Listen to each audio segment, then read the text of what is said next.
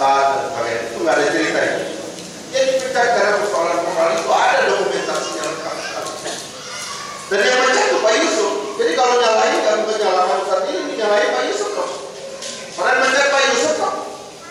Jadi kalau ada misalnya jadi mana-mana ketahuan gitu, mau karena cerita lain tanya yang pecat itu siapa?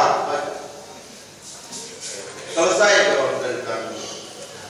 Jadi akhirnya juga wartawan tahu ini semua apa boleh buat kan, karena cerita beredar kemana-mana. Wartawan juga udah berhenti dan gak mau ikutin lagi Pak Yusuf ini. Dan muncul dari peristiwa terakhir yang Pak Pinto itu. Alhamdulillah respon Pak Pinto cepat. Keputusan dia mengundurkan diri cepat itu saya anggap tepat dalam pengertian begini. Karena beliaunya sendiri tidak sanggup fight lebih dari itu. Sesungguhnya kalau beliau mau fight, dia bisa menang. Karena beliau melakukan aktivitas pribadi,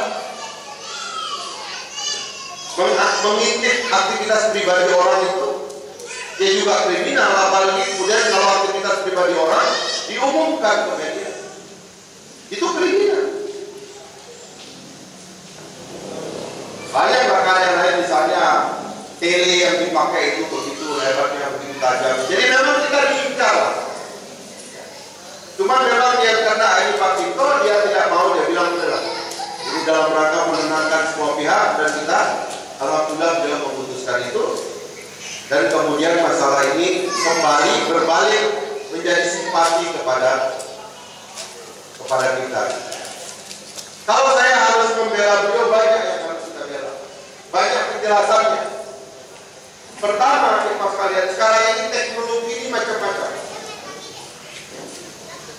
Semua handphone kita, terutama kalau yang punya BlackBerry, kalau kita mendapatkan kiriman, itu dengan tanpa dibuka pun dia masuk ke dalam memori card kita. Dia masuk ke dalam memori card kita, langsung jadi file. Pakai iPad, pakai Galaxy itu, semua file itu kita tanpa ketahui dia masuk menjadi file kita. Jadi tidak ada bedanya membuka email dan membuka file. Itu ahli teknologi juga bisa bicara. Misalnya BB kalau punya grup, coba yang punya BB. Kalau yang punya grup, itu kan langsung masuk jadi file kita. iPad, Galaxy kalau settingnya itu langsung diterima, begitu ada sinyal dia langsung mendownload. Jadi sebetulnya itu bisa dibela begitu ya. Dan dalam kerangka itulah kemudian beliau diproses, diverifikasi secara internal, tetapi keputusan mundur beliau itu adalah akhir baik ya. Karena kemudian simpati berdatangan. Di luar itu semua itu sekalian, kita tahu sekarang betapa dunia politik ini memang betul-betul harus membuat kita waspada, terutama yang jadi pejabat publik.